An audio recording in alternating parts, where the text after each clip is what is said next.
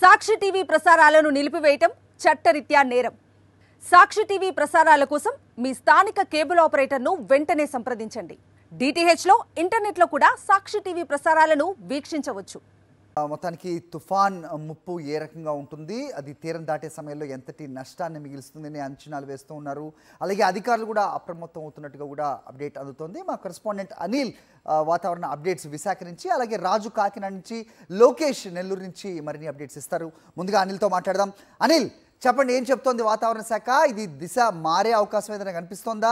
రేపు ఉదయానికి తీరం దాటుతుందని చెప్తున్నారు. కాకినాడ ఉప్పాడ రోడ్ను కూడా క్లోజ్ చేసినట్టుగా కూడా అప్డేట్ అందుతోంది. ఏ రకమైన సమాయత్తం అయ్యారు అధికారులు? ఏంటి మీ దగ్గర ఇన్పుట్స్, అప్డేట్ చెప్పండి.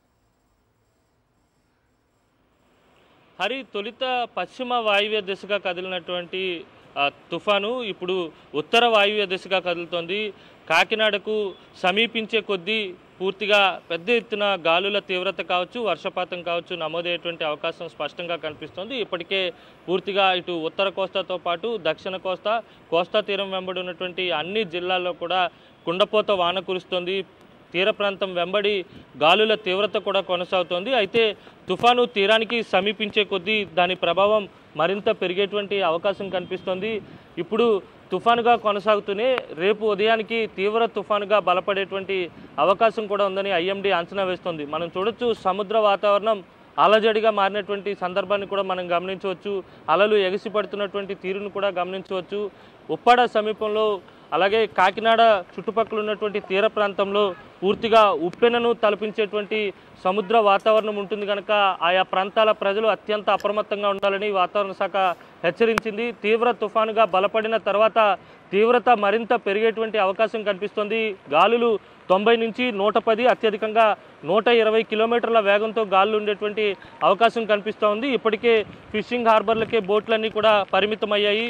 సముద్రంలో వేట చేస్తున్నటువంటి మత్స్యకారులు సురక్షిత ప్రాంతాలకు తిరిగి రావాలని వాతావరణ శాఖ హెచ్చరించింది. మరోవైపు పోర్టుల్లో కూడా హెచ్చరికలు కొనసాగుతున్నాయి. 20 సెంటీమీటర్లకు పైగా వర్షపాతం నమోదవుతుంది కనుక లోతట్టు ప్రాంతాల ప్రజలతో పాటు నదీ పరివాహక ప్రాంత ప్రజలు అత్యంత అప్రమత్తంగా ఉండాలని వాతావరణ శాఖ హెచ్చరిస్తుంది. మరోవైపు చూస్తే కనుక ఇటు గాలుల తీవ్రత, మరోవైపు వర్షపాతం నమోదు కావడంతో పెద్ద ఎత్తున ఎక్కడికక్కడ రాకపోకలు కూడా స్తంభించేటువంటి అవకాశం ఉంటుంది కనుక ఆ రైల్వే శాఖ కూడా అప్రమత్తమైంది. తూర్పు కోస్తా రైల్వే ఇప్పటికే హై అలర్ట్ ప్రకటించింది. ప్రత్యామ్నాయ ఏర్పాట్లు చేసుకునే పనిలో ఉందనే చెప్పాలి. ఎక్కడైతే ఇబ్బంది తలెత్తేటువంటి అవకాశం ఉంటుందో వెంటనే పునరుద్ధరణ చర్యలు చేపట్టేందుకు కూడా రైల్వే శాఖ సిద్ధమైనటువంటి నేపథ్యం కనిపిస్తుంది. ఇప్పటికే పాఠశాలలకు సెలవులు కూడా ప్రకటించారు. కోస్తా తీరం వెంబడి ఉన్నటువంటి అన్ని జిల్లాల్లో కూడా హై అలర్ట్ కొనసాగుతుంది. ఆ హై అలర్ట్ నేపథ్యంలోనే ఇప్పటికే పాఠశాలలకు, విద్యా సంస్థలకు సెలవులు ప్రకటించినటువంటి అధికారులు ఆసుపత్రులను, ప్రభుత్వ సిబ్బందిని కూడా అలర్ట్ చేశారు. 3 రోజుల పాటు సెలవులను కూడా రద్దు చేసినటువంటి నేపథ్యం కనిపిస్తోంది. అయితే తీరానికి తుఫాను సమీపించే కొద్దీ దాని ప్రభావం పెరగబోతోంది. తీవ్ర తుఫానుగా బలపడిన తర్వాత గాలుల తీవ్రత, వర్షపాత ప్రభావం పెరిగేటువంటి సూచనలు స్పష్టంగా కనిపిస్తూ ఉన్నాయి. హరి, రైట్ అనిల్, మీరు అంబ్రెలా లేదంటే రెయిన్ కోట్ వేసుకునే ప్రయత్నం చేయండి, వర్షంలో తడుస్తూనే రిపోర్ట్ చేస్తున్నారు. సాక్షి టీవీ ప్రసారాలను నిలిపివేయడం చట్టరీత్యా నేరం. సాక్షి టీవీ ప్రసారాల కోసం మీ స్థానిక కేబుల్ ఆపరేటర్ను వెంటనే సంప్రదించండి. డిటిహెచ్లో ఇంటర్నెట్లో కూడా సాక్షి టీవీ ప్రసారాలను వీక్షించవచ్చు.